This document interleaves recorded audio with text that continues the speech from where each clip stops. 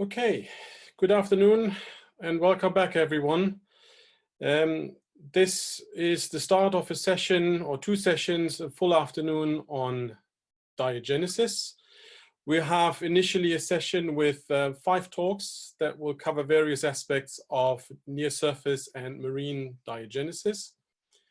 Can I just remind all speakers that your time is limited to 12 minutes. After 10 minutes, you will get a verbal warning that you have another 2 minutes left. I will then take all the questions via the chat, as we've done over the last 2 days. I will read them out and then the speakers can answer these questions to everyone. I can also please ask everyone to not record these talks by any means. We have most speakers in this session have agreed to their talks being recorded, so they will be available on Seds Online after the talks. And you can look at these afterwards. So with no further ado then, I think I should leave the room for Hazel Vallack, who can please now share her screen with us, and she will talk to us on marine firm ground formation in the Middle East.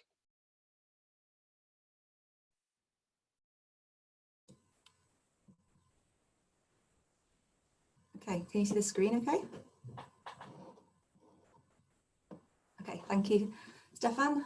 My name's Hazel. I'm from Bristol University, and I'm going to talk about the biogeochemical drivers of modern carbonate firm ground formation. So my firm grounds are incipient or semi-lithified hard grounds, and they're forming in situ about 5 to 10 centimeters below the sediment surface via orthogenic carbonate precipitation.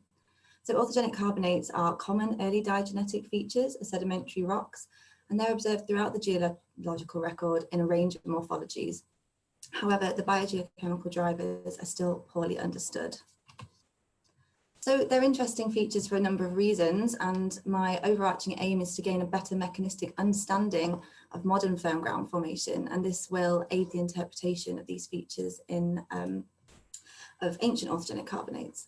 So they're interesting for a number of reasons. About 10% of the modern global carbonate deposits are precipitated orthogenically. However, this would have been a particularly important sink in periods of marine anoxia, so in the past. They've also been identified as indicators of paleo-environmental conditions and are directly linked to the global carbon, sulfur and iron cycles.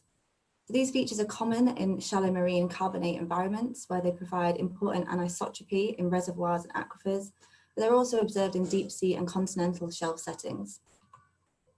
So I just wanted to start by talking through a few of the redox processes that can lead to their formation. So I realize this looks a bit complicated, but just kind of ignore the chemistry and I'll talk through what this means for carbonate precipitation. So the degradation of organic matter in marine sediments is mediated by a large range of microbes. So oxygen gives the most free energy when they degrade organic matter, and so gets used up really quickly. And this is followed by the next best terminal electron acceptor, which is nitrate, and then by manganese and iron and sulfate, which get used up sequentially. So to simplify then, it's the quality and quantity of organic matter that's being delivered to the sediment water interface that acts as the engine. And this drives different metabolic processes in the degradation of organic matter. And these processes produce byproducts that affect the carbonate chemistry. They can change things like alkalinity, pH, and the DIC, or dissolved inorganic carbon speciation in the pore waters. And these can promote either dissolution or precipitation. So one of the microbial processes in particular that's often suggested to promote orthogenic carbonate precipitation is AOM, or the anaerobic oxidation of methane. And this is mediated by anmes, or anaerobic methanotrophs, and a sulfate-reducing bacterial partner. And critically, they produce bicarbonate, which can promote carbonate precipitation. So today I'm going to be presenting data from one of our sites, which is situated in a semi-restricted intertidal lagoon near Abu Dhabi. So that's the little star here is the site, and this is Abu Dhabi. It's backed by mangrove forest, and the water depth ranges from 0 to 1 meter. And I had a few different methods of sample collection. So I collected in situ pore samples using rhizomes. I also collected sediment cores, which was subsampled for microbiology and also sediment characterization, and also sampled the firm grounds themselves. So what I really want to understand is what's driving the cementation. So I'm going to look at a number of factors. So firstly, the physical sediment properties, and if there's evidence in the pore water chemistry, and also then could this be being driven by microbes? So to start with, I just wanted to show you what our firm grounds actually look like. So they're about 4 to 6 centimeters thick, and they have a predominantly planar surface with sedimentation decreasing downwards. So to the right is one of the rare siliciclastic grains, but it illustrates the cement quite nicely. If I zoom in a little, you can see that the grains are covered in a relatively thin fringe of well-defined platy aragonite crystals, and these are forming the bridging cements. So next I wanted to understand how these cements change throughout the sediment profile, which is what I summarized in this figure. So there's depth below the sediment surface on the Y, and some of my observations are summarized here. I'm going to start by describing the right-hand panel. And what this shows is that actually grains throughout the sediment profile are covered in some form of carbonate cement. So in the surface sediments and also at depth, these are predominantly microcrystalline cements. However, there are more varied morphologies of crystals in and around the firm ground. So these are some microscopy images taken in XPL, and they show ooids and peloids, which make up the majority of the sediment. And this top image is from just above the firm ground, and what it shows is fairly well-defined spiky crystals, although still only a thin layer. Within the firm ground, you can see it's a little thicker, and there's bridging cements, and at depth, there's still a very thin cement veneer, but it's more microcrystalline in nature. So my next question was whether the physical properties of sediment might be causing this variation. So looking at the grain size, you can see that there's some variations in the amount of silt and the larger size fraction, but predominantly the sediment is fine to medium grained sand-sized particles that are composed predominantly of calcite. So next I wanted to look for evidence of formation in the pore water chemistry. So to start with, I'm just going to show some of the in situ conditions. So all of these figures are depth below the sediment surface in centimeters along the Y. And the blue portion at the top is the lagoon water or the offshore seawater for comparison. So what this shows is that salinity increases with depth. We have oxic pore waters above the firm ground, likely due to bioturbation. Firm ground forms around the redox transition, and then waters become reducing with depth. So next, the carbonate chemistry. So the saturation indices show that the calcite is always over 0 and therefore supersaturated and likely to precipitate, whereas aragonite is undersaturated and likely to dissolve. The fact that they both peak in supersaturation around the firm ground suggests that we might have calcite formation on both upper and lower surfaces and aragonite on the lower surface. Alkalinity was predominantly, well, it's very similar to the overlying seawater above the firm ground, higher at depth, except for this one point immediately below the firm ground. So this is possibly due to the precipitation of calcium carbonate, so removing bicarbonate from solution. And finally, pH, which was always lower than the overlying seawater and predominantly consistent throughout the profile, except for spiking just above and below the firm ground. So this suggests that the processes driving an increase in pH are stronger or more rapid than the decrease in pH that you would expect from carbonate precipitation. So my next question was, are microbes driving this increased pH? And I first wanted to look for evidence of sulfate reduction. So as I mentioned before, the salinity increased with depth, and therefore so does the sulfate.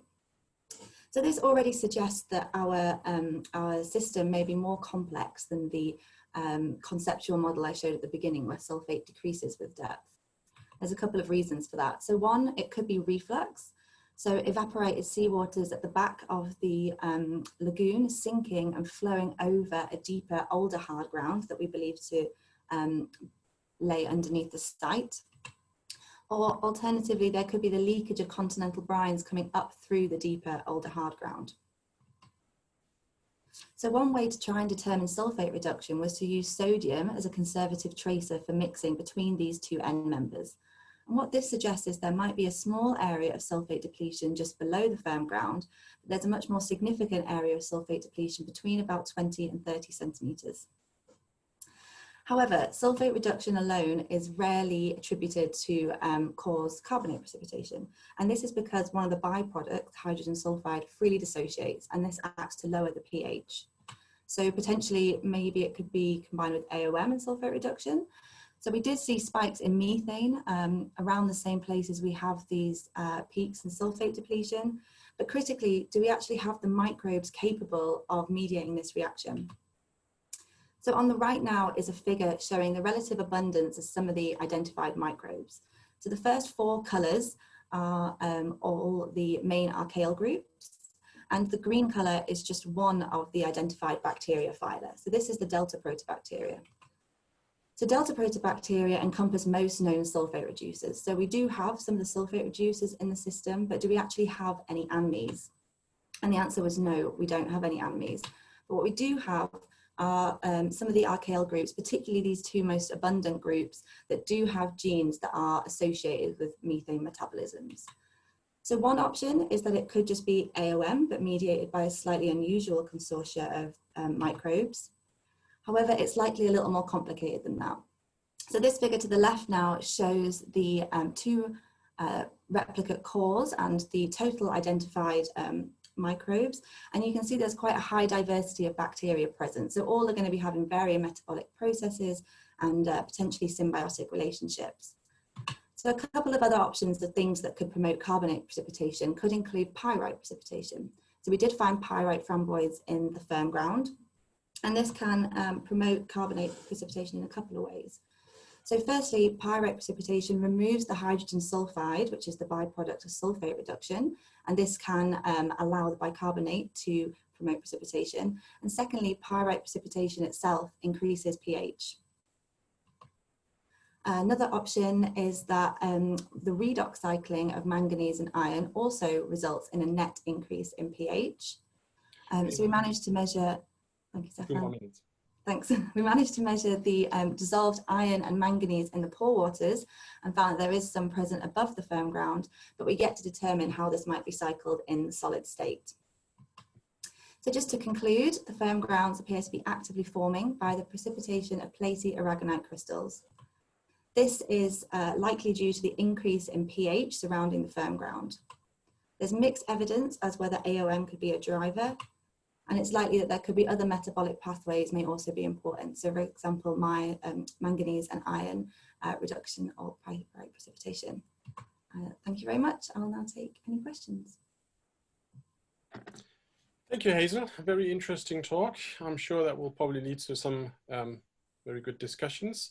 So as I said before, please everyone, can you type your questions into the chat, and I will then read them out to everyone and Hazel can answer them. So hopefully get some good questions. Can I just ask one to start with? In terms of, you did mention there's a hard ground underneath. Mm-hmm. Do you actually see more evidence of hard and firm grounds through your succession? And so like, can you sort of get some idea about how some of your firm grounds might actually be modified with diagenesis over time? So we suspect there to be a deeper hard ground, mainly based from, there's some dredge channels adjacent to the site, and when we kayak down to the site you can see these kind of deeper hard grounds, but we actually in this location didn't core down deep enough to reach or sample the older hard ground. So I kind of mainly incorporated that into this presentation in terms of the hydrology. It would be interesting to get some samples of that deeper hard ground. And I do have some samples from other sites that I'm kind of working on. So yeah, I'm not too sure about that at the moment. Right, okay. So in terms of diagenesis, can you sort of estimate what would I be looking for then? You know, in terms of like, how do you think that might actually turn into an older rock? Into a hard ground? Yeah.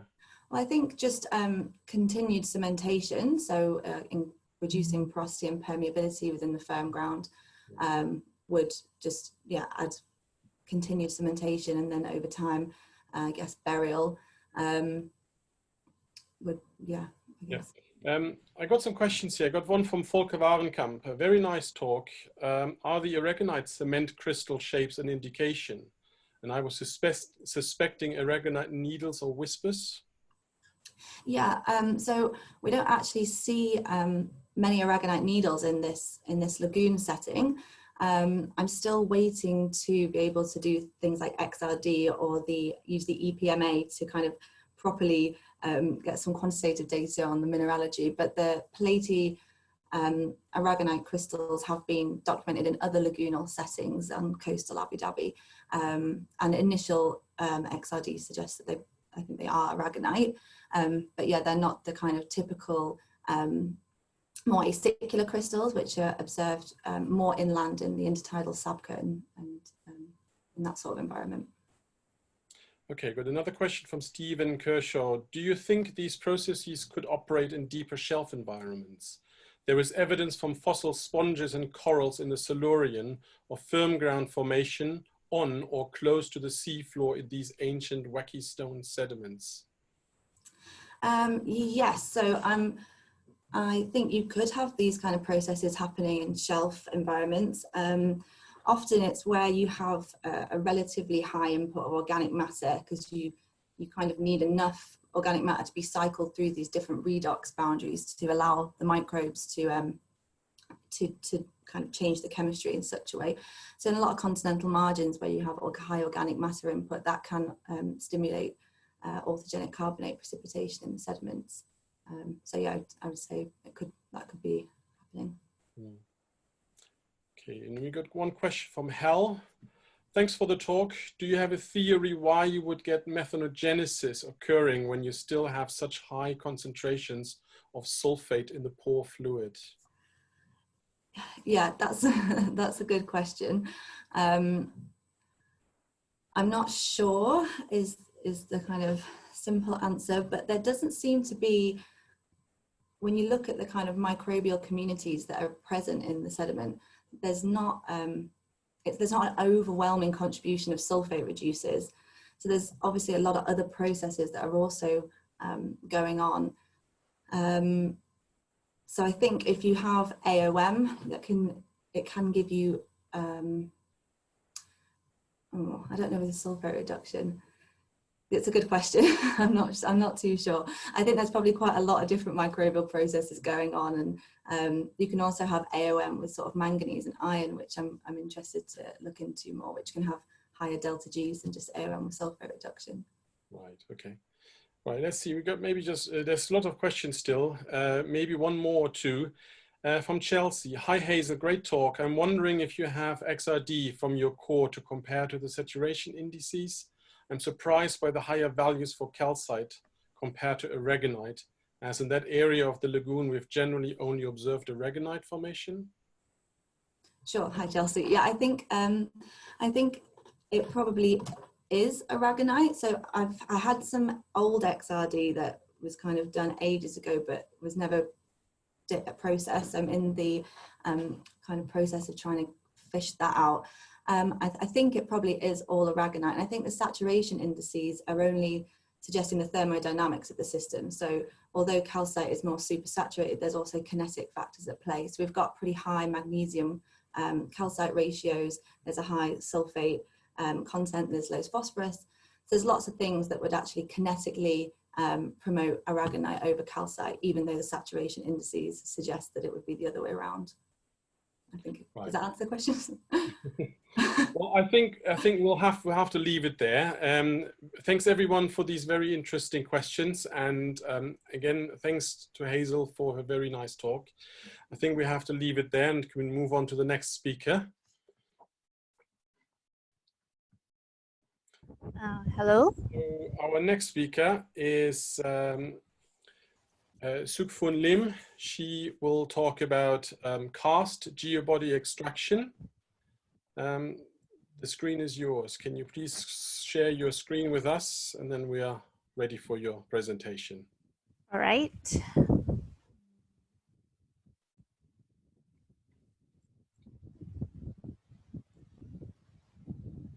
Okay, so can everyone see my screen? Okay, so good day to all. I will be presenting on Karst Geobody extraction through the combination of Karst characterization workflow and PCA analysis that was done in the carbonate fields in central Luconia province, which is in Sarawak, Malaysia. So just a bit of the outline, I will be covering the problem statement and objectives, and then a bit of background information and the study area, and then the applied methodology, and then some calibration and validation of my Karst grids and the integration of the Karst into the models. And then finally, we'll come to my conclusion and the Q&A session. So before embarking on this project, we actually highlighted the problem statement of this study. So the carbonate fields in central Luconia was experiencing unpredicted high water production and early water breakthrough that was not predicted in the dynamic model. So there was the assumption there was strong water aquifer below the gas water contact and high internal carbonate reservoir heterogeneity, which was not captured in the previous models, because people always assume layer cake model when they build for carbonate fields. So moving to the objective, so we decided to try to delineate and characterize this Karst network that we saw in the seismic sections. And then maybe we wanted to actually assume that this was the factor contributing to the unpredicted high water production. And then the second objective was to map these vertical and lateral Karst systems with grids, 3D grids, and then have a better understanding of the Karst features in the studied carbonate fields. So moving on, as you can see, the study area is actually in central Luconia province.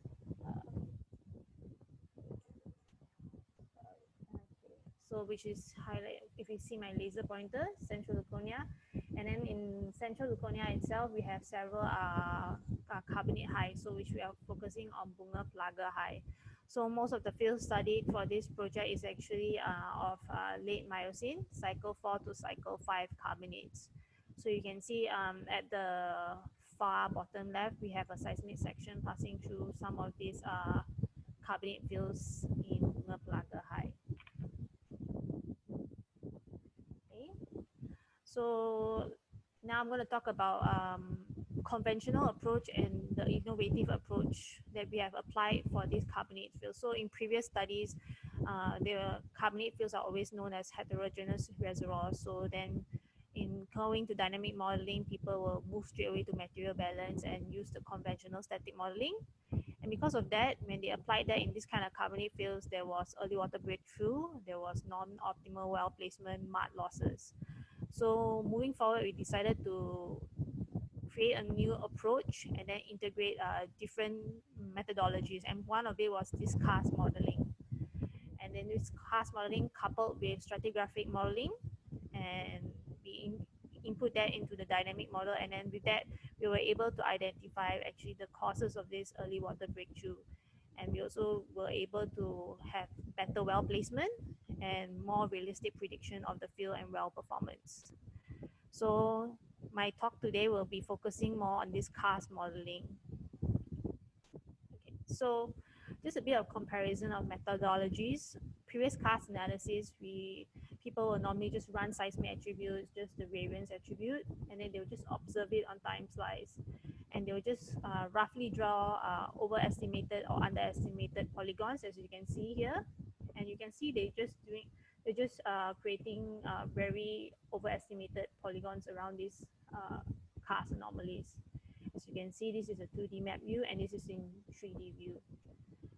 So then we decided to actually ramp it up and change it. So we have now this methodology called Karst characterization and delineation. So we run different attributes, we find a combination. So the few combinations that we found were good were variance, most negative curvature, most positive curvature, deep illumination. We observe it on a flattened seismic cube to actually relate it in terms of chronostratigraphy. And then from there, we will run into the cylindrical and overlapping technique. And then from there, once we have identified possible locations of these Karst features, we'll then go on to creating Karst geobodies. And this Karst Geobodies is actually part of the PCA analysis, which is here. So part of the PCA analysis was actually choosing the right seismic attributes. So once we have found the right attributes, we'll have to scale the values to normalize all these values. Then using these attributes, we'll create, run it through the PCA analysis and then create different principal components. So deciding the number of classes and number of iterations, we'll then decide what classes corresponds to the Karst. So we also have to look at the best correlation vector and see what seismic frequency or amplitude that was picked up by this PCA. So once we have identified the right number of classes, we will then pick these classes as the ones contributing as the Karst features. So then we'll be able to characterize these anomalies that respond to vertical and lateral Karst features. So as you can see, this is just a preview of what the Karst grids look like against permeability facies in the field in central Luconia. And once we have picked it in 3D, this is how it looks. So the green grids are actually the vertical Karst. They actually correspond to collapsing holes. And these collapsing holes actually are situated above the blue Karst grid. So we identified the blue Karst grids are actually lateral cavern systems. So if you see on a seismic variant system, we'll actually have like dendritic corresponding on the variant time slice. So first part of the workflow was to identify different seismic attributes. So previously workflows, they only used one attribute, so we decided to run different attributes. So you can see variance really picks up very good Karst anomalies. As you can see, there's this circular feature.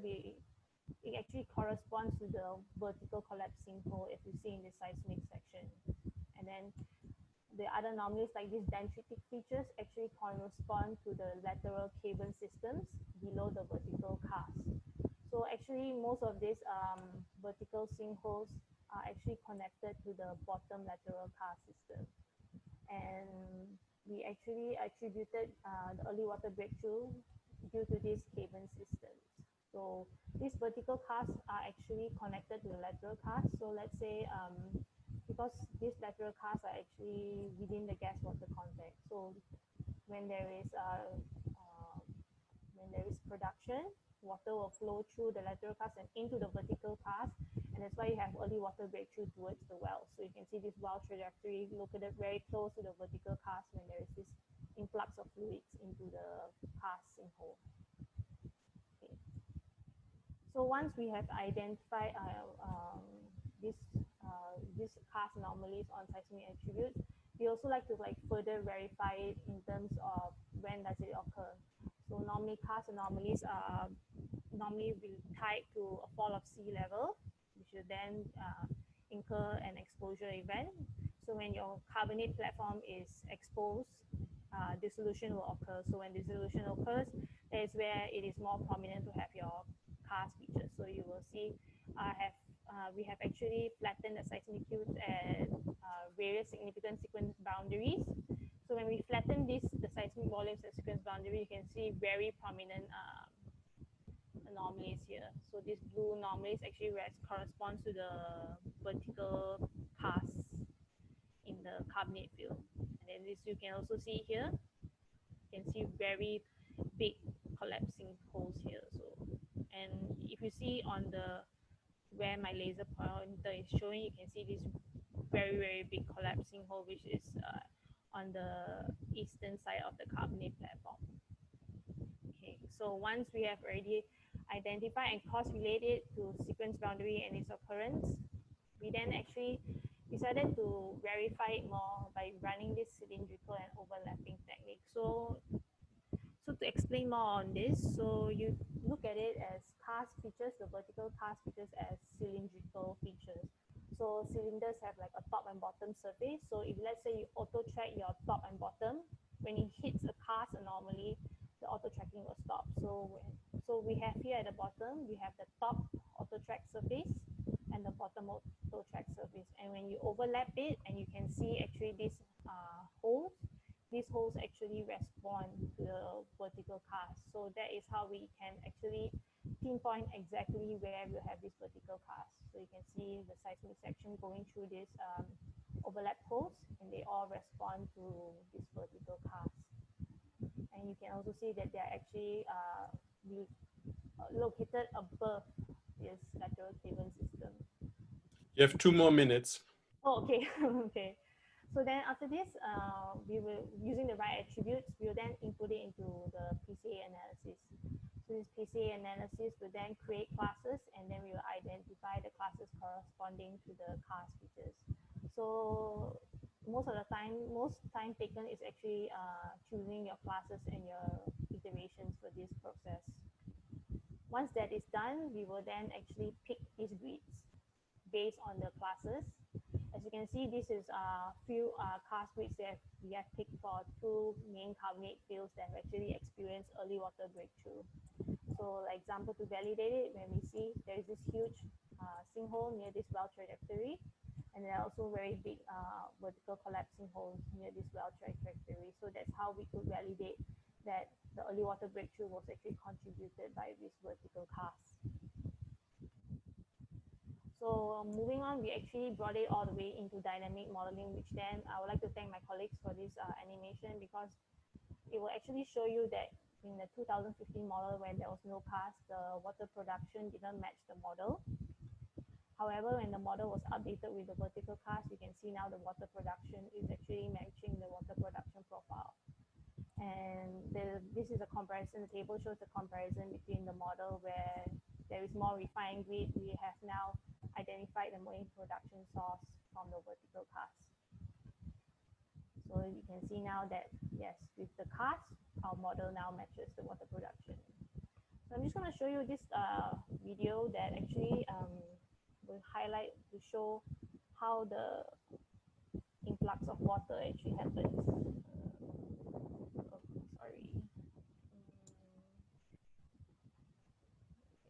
We'll be stopping screen share soon, so yeah, please conclude.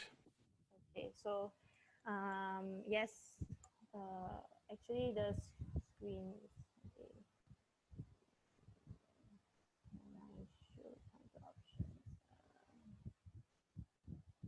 So as you can see, so let me escape and then let me show you the screen. So this is actually the cast grids. I'll fast forward here. So this is a water saturation production profile. So you can now see that with the input of cast, you can now see actually the influx of water moving up, and then we could replicate the production profile very well already. So this is how we conclude that the delineation of cast actually help us to predict the water production profile. So in conclusion, I'd like to say that with this cast grids, we were able to understand better carbonate fields and experience early water breakthrough. And because of that, we are now also able to populate more properties into these 3D cast grids and able to build a more representative model of the carbonate. And with this also, we are able to implement better reservoir management practices. So that's all from me. Thank you very much. Thank you very much for this presentation. Yeah, I'll see the chat room is already buzzing. There's quite a number of questions coming in for you already. So let me start reading them out. So from Kathy, thank you for your talk and the nice illustrations. This, what is the size and the thickness of your vertical karstic cavities? Most were less than 100 meters actually. It follows the height of the micro platform. Okay. Yes. Then we have another question from Alberto Riva. What is the average size of these karst geobodies, which you already answered? Have you compared the size of the identified geobodies with outcrop examples of the same features elsewhere? Because we have not done a field trip on this yet, but most of it, in terms of height, it can actually go up, I mentioned previously, up to 100 meters. And width, sometimes, like in one of the slides I showed, there was this very big karst sinkhole that was about like 400 meters in width. So it depends actually. But the cavern systems are actually what we wanted to know was the length of it actually. And sometimes it actually goes from one end of the carbonate field to the other end because it acts as an inlet and outlet of the water cavern system. Okay, then got a question from Nurzan. First question, are the geobodies connected laterally by the sets of subseismic scale coalesced passage systems? Two, what is the main process controlling the karst system development? And what are the geobodies filled with? And what is the porosity and permeability? So there's a number of questions here. Yeah, the geobodies connected laterally by sets. Yeah, we actually believe that especially the cavern system, they're actually connected, but it also depends. Our geobody is also limited by the seismic resolution scale, but we actually believe they are actually connected because for a lateral cavern system to occur, you need the movement of water. So the movement of water will have to have an inlet and outlet. So yes, they are actually connected, but to be able to know the connection, we have to actually maybe get better resolution of the seismic. The second one is what is the process control by the karst system development? Like I mentioned previously, is actually due to the sea level fall when your carbonate is exposed and also the period of exposure. So we identified relatively short exposure events will create mostly collapse systems. And if you have a relatively long exposure event, you have the lateral karst systems. And what are the geobodies filled with and their porosity and permeability? Okay, so in our case, it could be gas, it could be water, but in our case, the ones that we have studied, it was actually filled with water. So that's why it had early water breakthrough in these vertical karst systems. Okay. Okay, then we have a question from Mumtaz. Great work, Suk. You talked about two karst systems, lateral and vertical. I want to know whether both types are related to a single event, i.e. Okay, so actually, I would say they're not relatively in the same event because for the lateral karst system to occur, you need a longer exposure event. So if you have the vertical karst, you only have is related to a shorter exposure event. So we can always see these karst systems at sequence boundaries when there is a sea level fall. So your type of karst would be relatively related to your period of exposure, whether it's a long exposure or a short exposure. Okay. Then we got a question from Fiona Whitaker. Did you see any evidence on seismic to suggest whether they developed by top-down dissolution or collapse into your laterally continuous karst zone? Okay, so collapse into the lateral karst zone. Yes, if you're in the seismic, actually, you can actually see that they're actually connected top and bottom. So that is how I actually I did the cylindrical and overlapping technique. So that is how I was able to identify the bottom of the vertical karst is actually connected to the lateral continuous karst zone. And the top-down dissolution, if you use most negative curvature, it will actually capture because most negative curvature will capture the negative part of your curve zone. So we believe that these collapsing holes are actually creating this negative impact in the seismic. So that's why most negative curvature will be able to help you catch this top-down dissolution. Okay, thank you very much, Suk. Then I think we'll have to leave it there.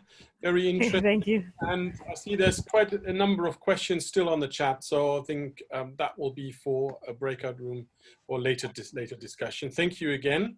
Thank you so much. Our next speaker is Hugues Biteau,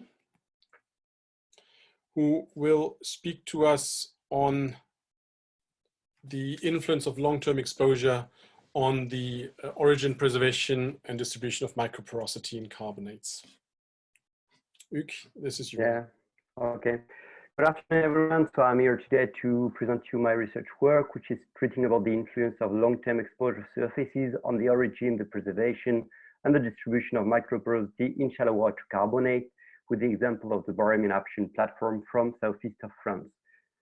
So just to start with a short definition, what is microporous carbonate? So microporous carbonates are carbonate rocks which are constituted of particles and pores of less than 10 microns. So this is the following objective of this study. So assess if and how microporous carbonate develop below long-term exposure surfaces, determine determine the impact of meteoric fluids on the micropore formation, consider the factors that control the distribution of microporous carbonate below long-term exposure, and assess how microfabrics impact pore type, pore volume, and permeability. So our section is an outcrop study, which is located in southeast France, just next to Marseille. So this section is late Barremian, early Aptian age. During the late Barremian, this section stands on a shallow water carbonate platform called the Ogonian platform. And at the end of the early Aptian, there is a tectonic movement initiation on the platform, leading to the drawing of this platform and the creation to a basin in the south called the South Provence Basin. During the late Aptian, there is an uplift of the platform leading to superior exposure conditions, which is lasting 15 million years till the Cenomanian. During the Cenomanian, there is a new transgression on the platform, bringing mixed carbonate siliclastic married sedimentation, and this lasts till the Santonian. So on the bottom right, there is a representation of the platform in the Barremian. So as you can see, there is inconformity here eroding carbonate series. And this is where our section on the platform and where we try to assess the influence of the inconformity on the carbonate. So this is our section. This is an outcrop study constituted by 6 different stratigraphical units. And we studied 4 sections. And we divided this study into 2 sectors, the western and the eastern sectors, separated by a fault. So as you can see on this geological mapping, the stratigraphical units are not always continuous between the 2 sectors. This is both due by the fault and the unconformity. By the fault because it's bringing this complex structure of earth and graben, and the unconformity because it's eroding the stratigraphic series differently at different locations. So this is why it's bringing this complex structure for this outcrop. So now I'll just explain you what facies and depositional environment we've got for this study. So for unit 1, this was pyritidal sequences, mainly constituted by grindstone with foraminiferas and redis. And as you can see on this unit, it is bounded by few exposed surfaces. The unit 2 is, on the other hand, composed by more microbial material and coates, but it's also affected by 2 subaerial exposed surfaces. The unit 3 is the main target of the study. As you can see on the picture here, is highly microporous, and it's the most porous unit of this study. It's also quite cemented, and this is what it looks like from a sample on the outcrop. The unit 4 is the transition unit between the platform deposit and the basinal deposit. As you can see, it becomes more muddy, and it's characterized by sepolis. And the unit 5 is the strictly basinal deposits with really muddy facies, and you can see, as you can see on this picture. So now I'll just go through the evolution of the petrophysical properties for the different units. So as you can see here, the unit 1 is ranging into really low petrophysical properties, not exceeding 5% porosity and 0.1 millidarcy. This is confirmed with what we observe from the thin section. As you can see on this picture, it's pretty cemented, so that's why you're not expecting really high porosities and permeabilities. The unit 2 is displaying slight higher porosities and permeabilities, but it remains pretty low. The unit 3 is the most porous one. As you can see, it's pretty variable, but it can reach really high porosities and permeabilities reaching 30% porosity and hundreds of millidarcy, but it can get pretty low to 10% porosity and 0.1 millidarcy. I will explain this more precisely in my next few slides. The unit 4 and 5, on the other hand, are really tight. As you can see on this picture, you are not observing any porosity. So this is what we expect. It's pretty tight on the cross plot. They are not exceeding 5% porosity. So we decided to assess the evolution of the petrophysical properties for the unit 3 only. So as you can see on this picture, there is from the road section from the west to the east, from full road section to the full section, a progressive decrease of the petrophysical properties with really high petrophysical properties on the west and really low petrophysical properties on the east. The fault zone is cemented. On the eastern sector, it's different from the western sectors. Reservoir petrophysical properties are pretty low. As you can see, they are not exceeding 10% porosity. So we tried to do some scanning electron microscopy to relate the petrophysical properties with the micrite microfabric. So as you can see here, with really high reservoir properties, you can see really well defined particles and with really well visible pores.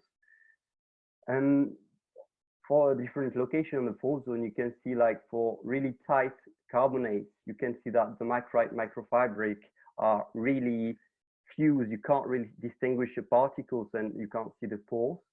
And on the last location, you can see that the micrite microfabric are much more intricate. The particles are much more intricate between each other, and it's really hard to define the pores. I also conducted some geochemical results, some geochemical analysis for this study. So we started with Carst luminescence, which allows us to define 10 different diagenetic phases that are represented on this cross plot. And it also allows us to see some variation in terms of luminescence, which suggests some variation in the chemical conditions during the diagenetic history. So what about the geochemical results? We both did some bulk measurement and microsampling of the cementation phase. So for the bulk measurement, as you can see for the unit 1 and 2 in yellow and in green, you can see here is the marine box at the time, which is corresponding to the marine signature during the Barremian. They are plotting between this marine signature and the meteoric signature. These variation are induced by the presence of exposure surfaces in this unit, which are bringing meteoric fluids and overprinting the initial signature. The unit 3 is plotted strictly in the meteoric range. I will explain that in my next two slides, why. And the unit 4 and 5 are marine deposits, so there is no surprise that they are plotting around the marine signature. For the cementation phase, most of the cementation phase are plotting into the meteoric range. So we are quite confident to say that the diagenetic history is strongly related to the influence of meteoric fluids here. So now I will just go through my interpretation of the diagenetic history for this study. So during the deposition of the unit 1, you are aggregating in a platform settings with the pericidal sequences with the exposure phases. So basically you had 100 years of sedimentation, 100 years of exposure, and during this 100 years of exposure, you had possibility of meteoric fluids to go through the sediments, and it led to the early cementation of the intergranular pore space by meteoric cement. So you did not preserve your primary porosity in this unit during the earlier stage of diagenesis. For the unit 2, you had also aggrading deposits, but it's above pericidal units, but with characterized by more influence of microbial activity and oncoids. So as you can see here on the diagenetic history, you do not have any cementation of the intergranular pore space. This is due to because the exposure in this unit are significantly shorter compared to the first one. So you did not have time for meteoric fluids to go through the sediments. So no early cementation of the intergranular pore space occurred here.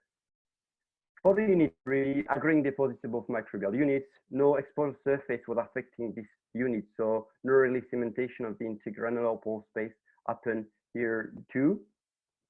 So you preserve your primary porosity. During the unit 4 deposits, you had the platform drowning, the transition of shallow water platform metaphaseous. As I explained you in my crossplot of petrophysical properties, this is tight facies, so no primary porosity in this unit. Same for unit 5, no porosity here. You have the basinal deposit settings and the starting of the tilting of deposit profile with the earth and graben structure happening at this time. So now I will explain you what happened during the exposure time for all the units. So For unit 1, it was already cementing during the earlier stage of diagenesis, so nothing much happened. It remained cemented because it was not exposed to subaerial exposure conditions. During the unit 2, for the unit 2, it was not exposed to subaerial exposure condition, even if it preserved its primary porosity during the earlier stage of diagenesis. You did not develop any further porosity for this unit. But this is another history for you. Yeah, 2 minutes left. Okay. Yep. So for the unit 3, it's pretty different. There you have different diagenesis history between the two sectors. For the western sectors, carbonate unit 3 was directly exposed to subaerial exposure conditions, allowing the input of meteoric fluids and groundwater into the system. So this unit acted as a stratigraphic drain and could allow the development of microporosity into the micritic grain and the cementation of the intergranular pore space by undersaturated fluid.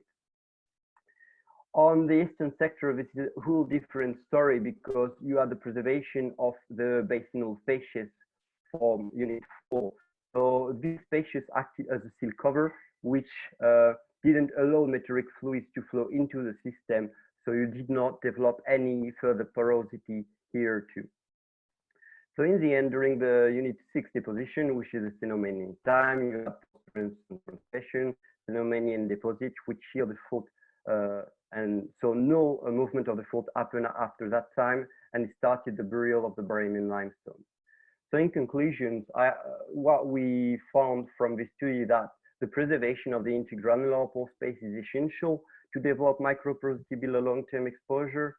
The development of microporosity is related to undersaturated meteoric water, which are flowing into the stratigraphic drain when carbonate rocks are exposed to subaerial exposure conditions. And the distribution of porosity and permeability is largely controlled by the early structuration of the system with the inconformity, the fault, and the seal provided by the preservation of basinal facies. Thanks for your attention, everyone. Thank you, Hugues, for this very interesting talk. Can we have any questions through the chat, please, for Hugues and for his study? While we're waiting for questions to come through, maybe there's one that I can kick us off with. Can you comment maybe on the distribution of the microporosity within your unit 3? I mean, is it spatially, how is it spatially distributed? Do you find it across the entire unit? Is it related to specific components, micrite, rudists? So basically the microporosity is restricted into the grains, which are dissolved and leached during the action of the meteoric fluids into the system.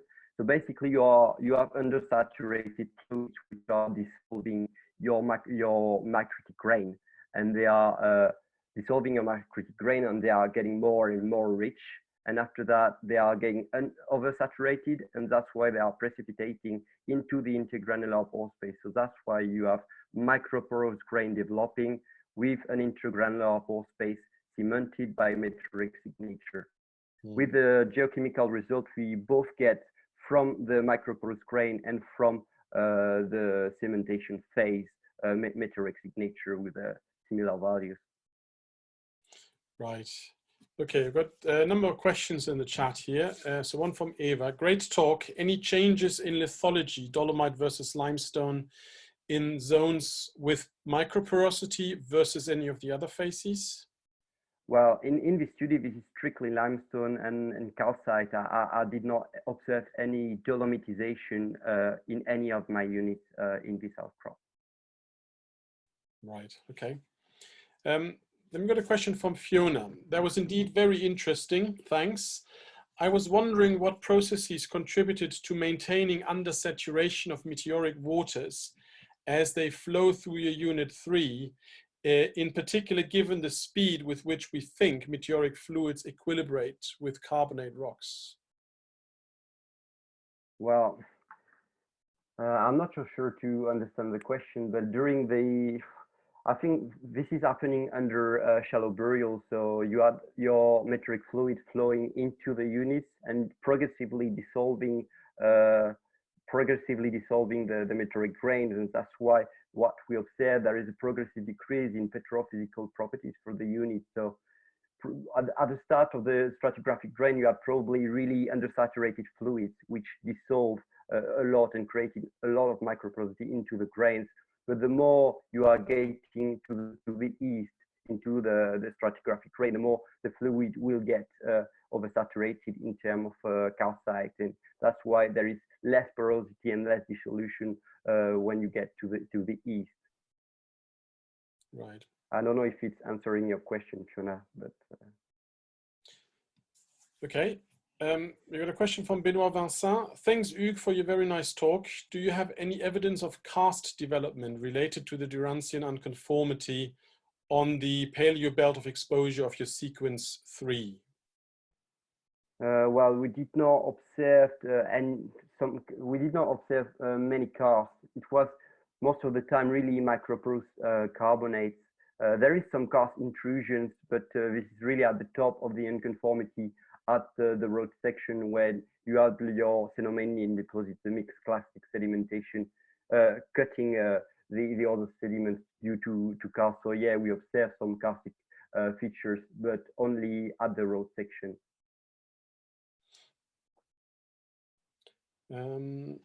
Right, then a question from Martin Novak. Thank you for the nice talk. Can you differentiate between meteoric vadose and meteoric phreatic processes using carbon isotopes? I'm not so sure about that. I've interpreted my metric values of vadose, but I need to refine that, and I'm not so sure that we are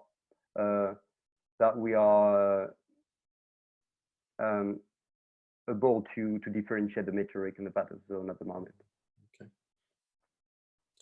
Right, then another question from Fiona to sort of come back to the question that she raised earlier. Any chance that the sediments could be aragonite at the time of microporosity development, which would get around the issue about maintaining undersaturation within your sediments? Yeah, there is few publications talking about the development of microporosity related to the dissolution of aragonite and high magnesium calcite, which are unstable minerals, and they are preferentially dissolving to re-equilibrate the system and dissolving with low magnesium calcite. So I assume the unit was probably almost aragonite or high magnesium calcite, and after the flow of meteoric fluids and undersaturated fluids, you had dissolution of aragonite and high magnesium calcite, leading to the reprecipitation of low magnesium calcite. Got a question from Abdel Malek. Is there any primary microporosity component, or is it all secondary dissolution? For the microporosity, as you can see on this picture, the intergranular pore space is cemented by meteoric fluid. So I think we think for this unit, for unit 3, that the primary porosity is not preserved at the end of the day, but only microporosity in the grains remains. Right. Okay, thank you, Hugues. I think we should leave it there as well. Thank you for your presentation, and we move on to the next speaker. Thanks. Our next speaker is Moaz Salih, who will be talking to us about petrophysical analysis of 2 carbonate reservoirs from the Middle East. Yeah, thank you. Yeah. Can you please share your screen with us, Moaz? Yeah. That's clear? Yeah. Okay, so. Okay, thank you. My name is Moaz Salih. I'm a PhD student at King Fahd University of Petroleum and Minerals. And today I'm presenting to you petrophysical and acoustic properties of 2 Middle East reservoirs. I'm here trying to make a comparison between calcitic and aragonitic seed deposits.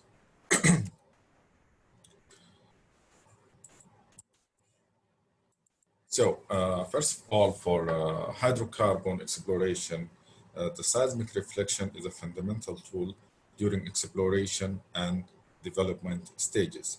This method, seismic reflection, is mainly based on the contrast of the acoustic impedances, which is a product of the seismic velocity and bulk density. And since the bulk density is almost constant within most of the carbonate sediments and rock, so the understanding of the seismic velocity is crucial for us to understand how this method will work. So in siliciclastic rocks, the porosity and mineralogy are the main controlling factor on the seismic velocity, while the case is different within carbonate rocks, where the depositional and diagenetic products have a significant influence on the intrinsic properties like the porosity and permeability, and consequently elastic properties, which include also the seismic velocity. And as you can see here in this example from Pigod et al. 2010, the wide scattering of the data, although we have a negative relation between the velocity and porosity, but there is a wide scatter of the data along each one of the porosity values. And as you can see, there are some transforms that been reported or which is widely used nowadays within industry, like Reimer-Hunt-Gardner or Wiley time average equation that used to predict porosity from the velocity. Our data that I'm going to show to you today is lie within this red zone, in this oval shape. So the concept of calcitic and aragonitic sea is showing to us that during the geological history, there was a period that characterized by aragonitic, for the water chemistry of the ocean and sea, there were periods characterized by calcite sea, while others are characterized by aragonitic sea. This means that this chemistry of the water will consequently impact the sediments that precipitate within this water. So our formations today are from the upper Permian, lower Triassic formation, which represents the Aragonitic Sea, and the upper Thoracic Hanifa formation, which represents the Calcitic Sea. So the Hoof formation represents the largest, the world's largest reservoir, and it crops out in the central Saudi Arabia along outcrop belts that reach up to 1,200 kilometers in central Saudi Arabia. So 5 members in outcrop are documented for the Hoof formation, and also 5 members within subsurface. Those are Hoof A, B, C, D, and E. It includes mainly gas reservoir A, B, and C. And our sample from Hoof today is from equivalent of Hoof A. And it's mainly represented also by cyclic sedimentation of alternating between oolitic, subtidal oolitic grainstone and intertidal dolomite stone that are capped by anhydride seal, which represent the seals for each one of these reservoirs.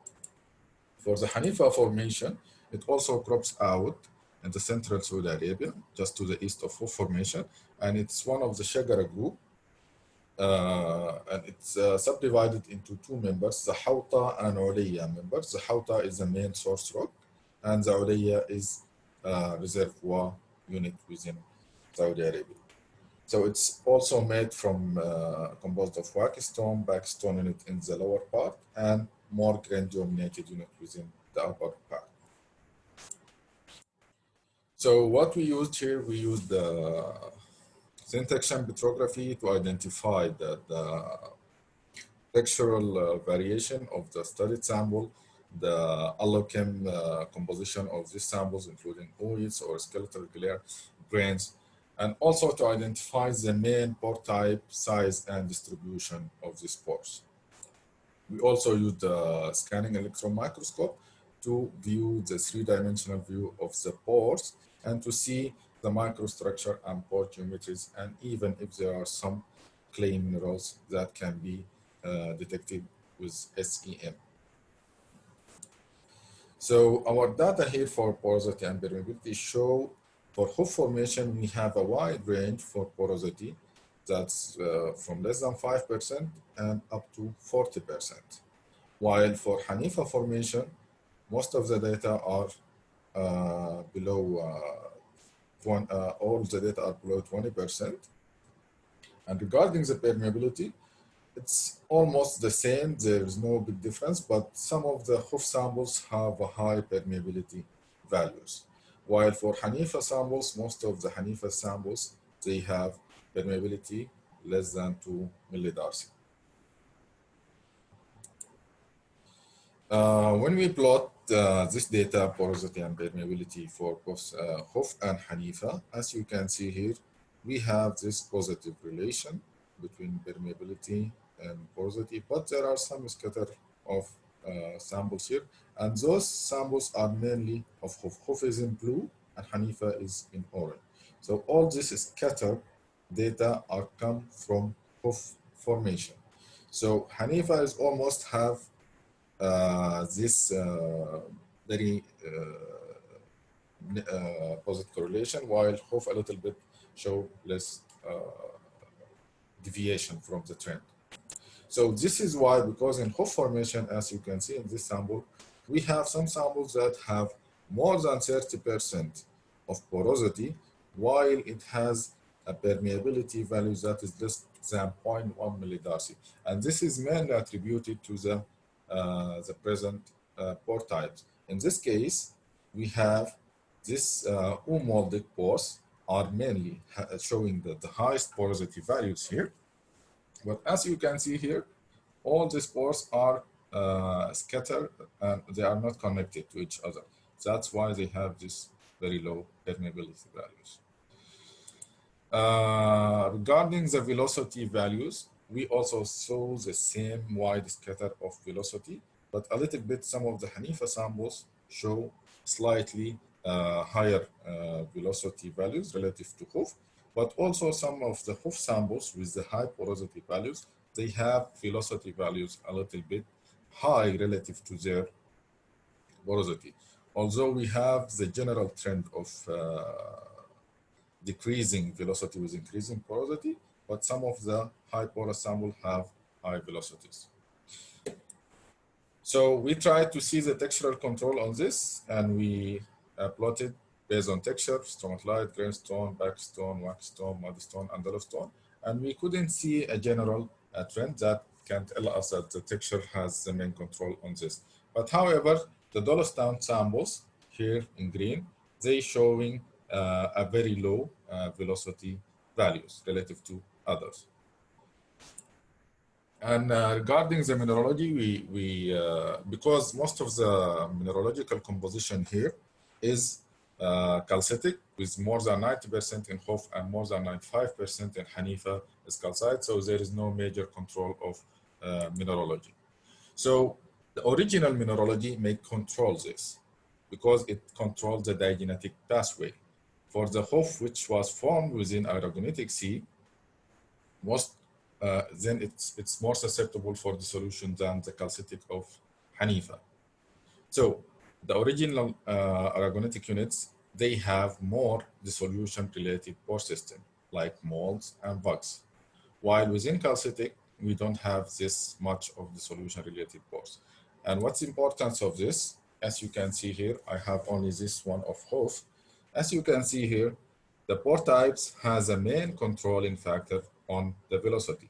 For example, the U-molded pores, although they have very high porosity, but still they show a high stiffness, and consequently they have a high velocity values relative to their porosity. And even they may be equal to samples that is less than 5% porosity. And other type like micro intercrystalline within dolomite samples, they also show a lowering, or it's lowers the velocity significantly. And as we go further by cementing or partial cementation of the U-mold, and we come to this step, then we decreases the porosity, but we don't increase the velocity that much. So we have a little bit increase in velocity with significant decrease in porosity. Well, 2 more minutes. Okay, thank you. And for the samples with highly cemented microporous carbonate, as you can see here, they have the highest, a little bit, very high samples, very high velocities. The samples that show clay content, like you can see here for smectite, these samples have the very low velocity values. For Hanifa samples, it's mainly, most of the porosity here is dominated by bioturbation pore system.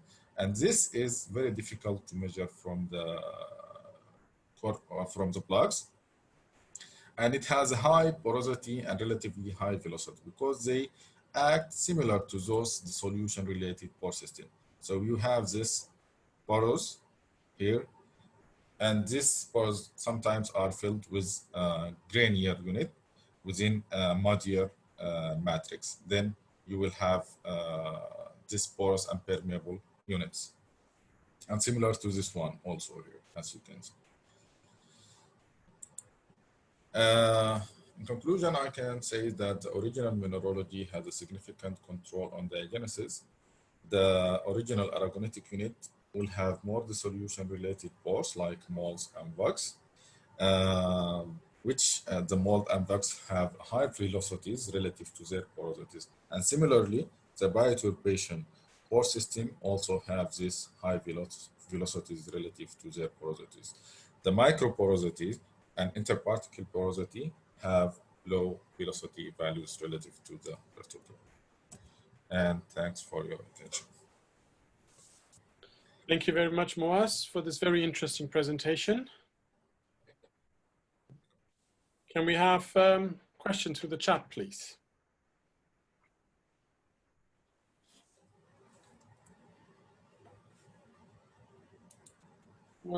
Yeah, there's one question by Gardela. At what depth are the porosity and permeability higher in case of the Kuf formation?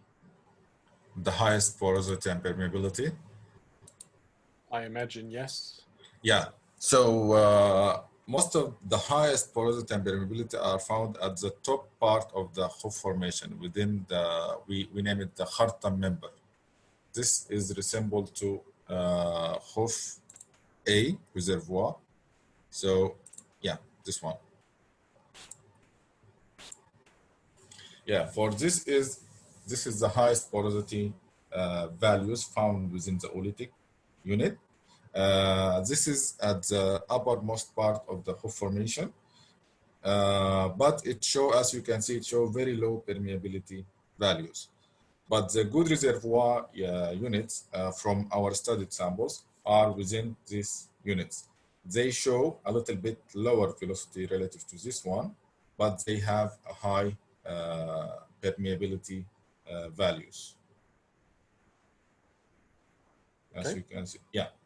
This one, those are from the dolomitic and intercrystalline ones. Yeah. Okay. Then a question from Ali. Is the microporosity applicable to both formations? I mean, do you see microporosity in the Kuf and in the Hanifa formation? Yes, the microporosity is present in both of them, in Kuf and Hanifa. But the difference in Hanifa, that the bioturbation pore system make the bulk of the porosity within the Hanifa formation, as you can see. So all this matrix is dominated by microporosity, while this one will show that the grainier units, and sometimes those pores are empty, totally empty. So if you have this sample with, let's say, 10% porosity, so 8% will be within this porous and only 2% within the matrix, which the microporosity. Okay. Then a question from Hugues. Thanks, Moaz, for the great talk. Did you calculate the aspect ratio in your samples to assess how pore volume and pore shape were affecting the acoustic properties? Actually, in this study, no, we didn't do that, but we have another study that is mainly made for Kuf formation.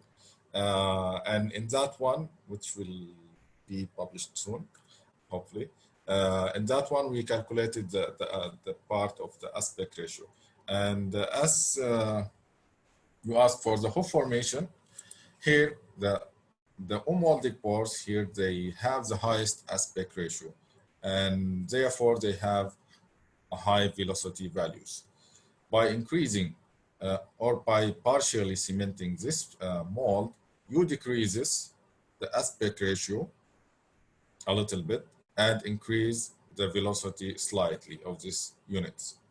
So for interparticle porosity samples, which is somewhere here, they have the lowest aspect ratio and relatively also the lowest seismic velocities.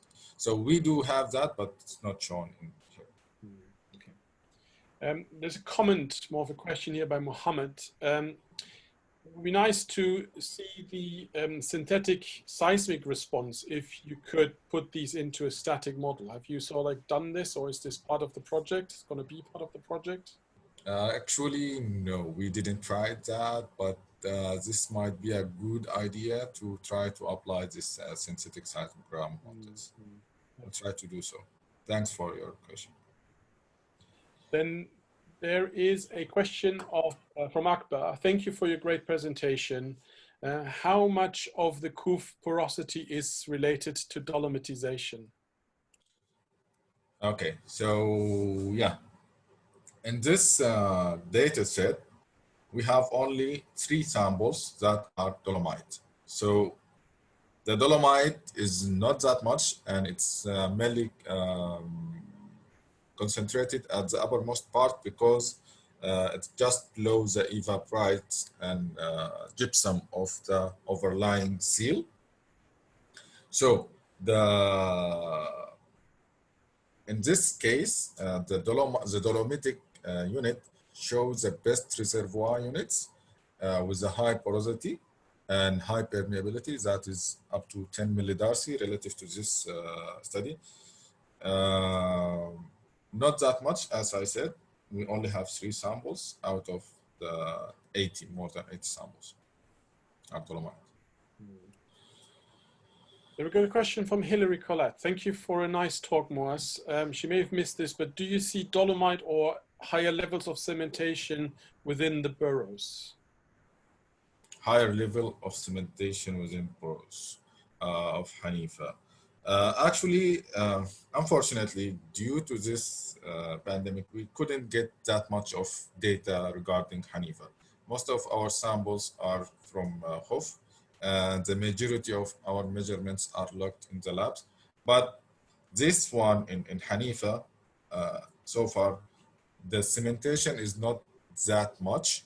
So these pores make it more porous and more permeable because the filling material here are very friable, and even you can scratch it with a pen or with your fingers. Right, then we got, I guess we have time for one more question from Pankaj. Thank you for the talk. Where are your samples coming from for the Hanifa? Are they all subsurface? And what similarities or differences are there between subsurface and outcrop data for the grainier faces of the Hanifa? No, actually our samples are not from subsurface. All the samples are from outcrop. For the Hoof, it's come from Qasim region, Central Saudi Arabia. And from Hanifa, it comes from Riyadh. It's also in Central Saudi Arabia, a little bit east of Qasim. So yeah, it's all outcrop. Unfortunately, we don't have subsurface data to make a comparison with this. And sorry, what was the other part of the question, the granular unit? What are the similarities or the differences regarding the grainier faces in the Hanifa, the Ulaya member? Yeah, the lower part of the Hanifa, the lower part is the more muddier part, and this represents the source rock of the Jurassic system here. It's mainly dominated by mudstone and whackstone, while the upper part that show the more grainier units, the grainstone and packstone, and this represent the reservoir unit, the Ulaya member. If this answer your question. We just have Quick question, quick answer. Thank you for the great talk from Cedric Dion. Do you think that the distribution of anhydrite nodules played a role in controlling diagenetic texture? The anhydritic nodule, I believe this played a role in case of Hof, because the anhydrite within the overlying seal. So the Hof is the reservoir, and it's followed by the overlying seal. It's mainly composed of anhydritic and gypsiferous shaly units. And I believe this one has a main impact on the dolomitization of the Hof units, because of the reflux model and dolomitization by reflux model. Right. I played a major role on dolomitization and enhanced the reservoir quality there. Okay, thank you very much, Moaz. So with that concludes our session on near surface and marine diagenesis. I would like to take the opportunity to thank all the speakers for their very diverse and very interesting presentations. And I also would like to thank all the audience for their very diverse and very lively discussions that we had over here in the chat. And as always, these can be continued on the Seds Online Forum if you wish so after, later on during the meeting. We'll have a break now.